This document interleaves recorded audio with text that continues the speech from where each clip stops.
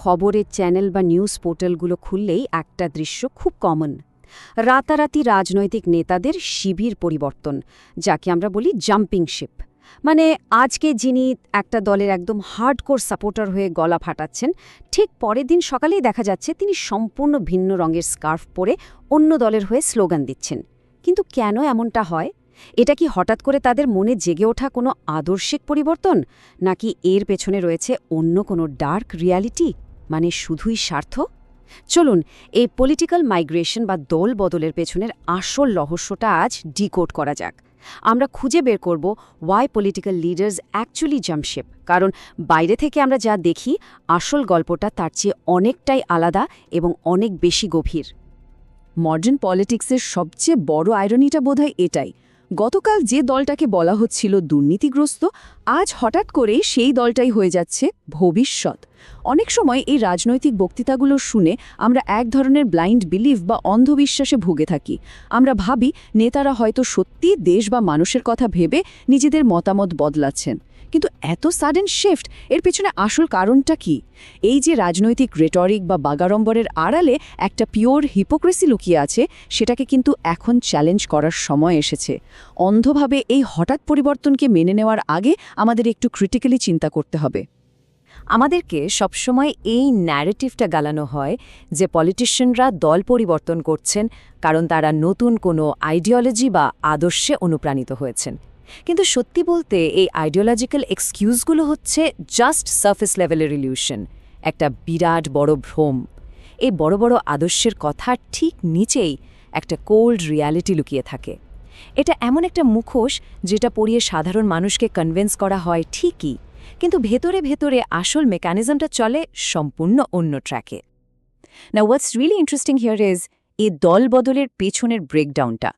একজন নেতার এই পলিটিক্যাল ব্র্যান্ড পরিবর্তনের পেছনে মূলত 3টি ফোর্স কাজ করে: সার্ভাইভাল, অপরচুনিটি এবং জেনুইন শিফট। কিন্তু এখানে একটু গভীরভাবে তাকালেই দেখা যাবে যে ক্যারিয়ার অপটিমাইজেশন এবং সার্ভাইভাল বা টিকে থাকার তাগিদটা এতটাই স্ট্রং যে সেটা জেনুইন আইডিওলজিক্যাল চেঞ্জকে পুরোপুরি ওভারশ্যাডো করে ফেলে।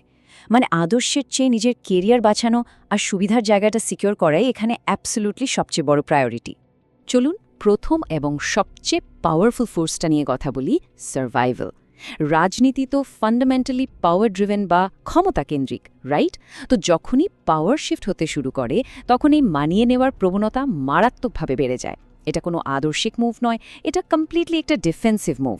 একটা নতুন দল যখন ক্ষমতায় আসার পথে বা পাবলিক সেন্টিমেন্ট যখন পাল্টাচ্ছে, তখন পুরনো দলে পড়ে থাকার মানেই হলো নিজের প্রভাব আর প্রোটেকশন হারানো।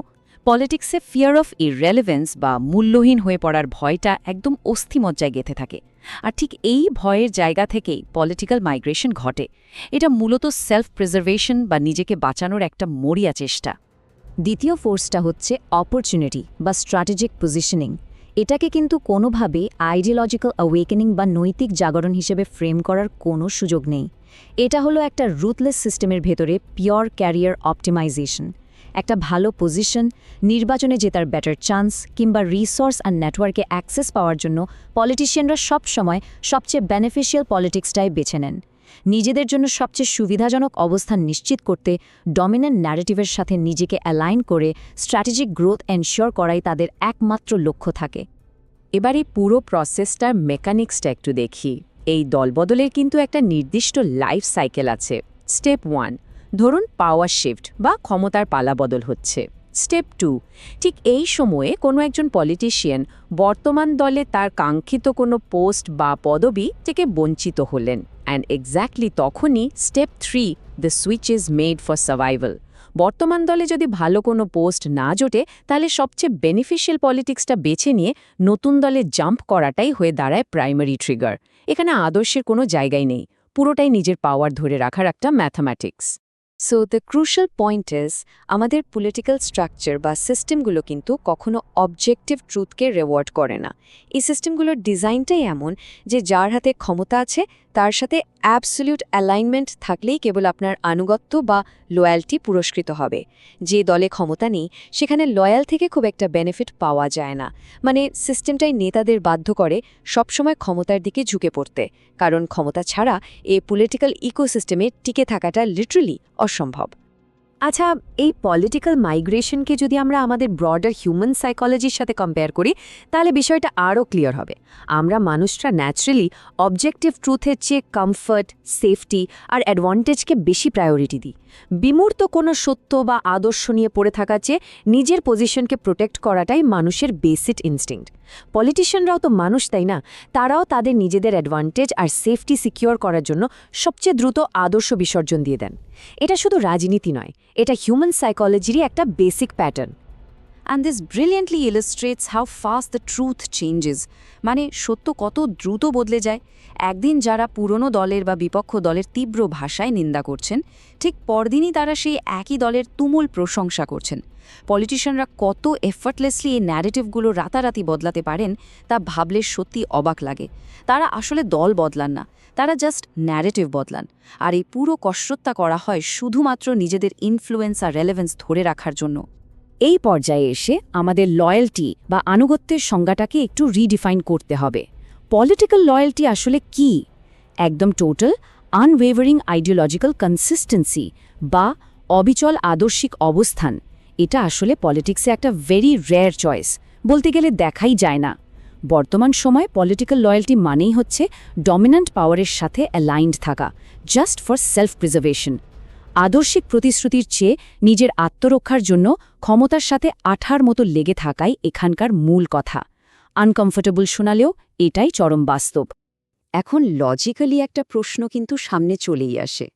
যদি এই দলবদলগুলো পুরোটাই ভ্যালিউজ বা আদর্শের ব্যাপার হতো, তাহলে ঠিক ক্ষমতার পালা বদলের সময়টাকেই কেন তারা বেছে নেন? Why does the switch usually happen precisely when power is shifting? Genuine কোনো বিলিফ শিফট বা সত্যিকারের আদর্শিক পরিবর্তন কি ঠিক তখনই হয় যখন সামনে নতুন কোনো ক্ষমতার রাস্তা তৈরি হয়? এই টাইমিংটাই কিন্তু ভীষণ সাসপিশিয়াস, যা পরিষ্কারভাবে প্রমাণ করে যে আসল টার্গেটটা হলো ক্ষমতায় টিকে থাকা, আদর্শ নয়। লেটস মুভ অন এবং দেখি কিভাবে এই পুরো ব্যাপারটা একটা পারপেচুয়াল সাইকেল বা শেষ না হওয়া চক্র তৈরি করে। যারা শুধুমাত্র নিজের পার্সোনাল বেনিফিট বা ক্যারিয়ার অ্যাডভান্টেজের জন্য দল সুইচ করেন, তারা কখনোই লয়াল হতে পারেন না। তাদের মধ্যে জেনুইন লয়্যালটি বলে কিছু থাকে না, কারণ তারা তো দলের প্রতি ভালোবাসা থেকে আসেননি, এসেছেন নিজেদের আখের গোছাতে। ফলে ক্ষমতার হাওয়া যখন আবার বদলাবে, তারা আবারও বিনা দ্বিধায় জাম্পশিপ করবে। এটা এমন একটা চক্র যা চলতেই থাকবে। সবকিছুর শেষে কোর ফিলসফিটা কিন্তু খুবই সিম্পল। তারা আসলে কখনো পক্ষ পরিবর্তন করেনি। ক্ষমতা যেখানে গেছে তারা স্রেফ সেখানে গেছে। মানে they didn't change sides, they changed where power was. তাদের কাছে নিজেদের পাওয়ার সার্ভাইভাল যে কোনো ব্যক্তিগত আদর্শিক কনসিস্টেন্সির চেয়ে অনেক অনেক বেশি গুরুত্বপূর্ণ। আদর্শের ওই সব বড় বড় কথার আড়ালে এটাই তাদের চূড়ান্ত এবং একমাত্র প্রায়োরিটি। তাই শুধুমাত্র সারফেস লেভেল অ্যাকশন বা এই প্রতিদিনের রাজনৈতিক নাটক দেখলে হবে না। We need to look deeper. আমাদের আরও গভীরে গিয়ে ভাবতে হবে, যারা শুধু পাওয়ার শিফট করার সাথে সাথে নিজেদের সাইড বদলায়, তারা কি জীবনেও সত্যি কোনো দল বা কোনো মানুষের পক্ষে ছিল? Those who change with power, were they ever truly on anyone side? নাকি তারা শুরু থেকেই সবসময় শুধুই নিজেদের পক্ষে ছিল? এই প্রশ্নটাই পলিটিক্যাল লয়্যালটির পুরো কনসেপ্টকে চ্যালেঞ্জ করে ছুড়ে দেয়। উত্তরটা আপনাদের ভাবনার জন্যই তোলা থাকলো।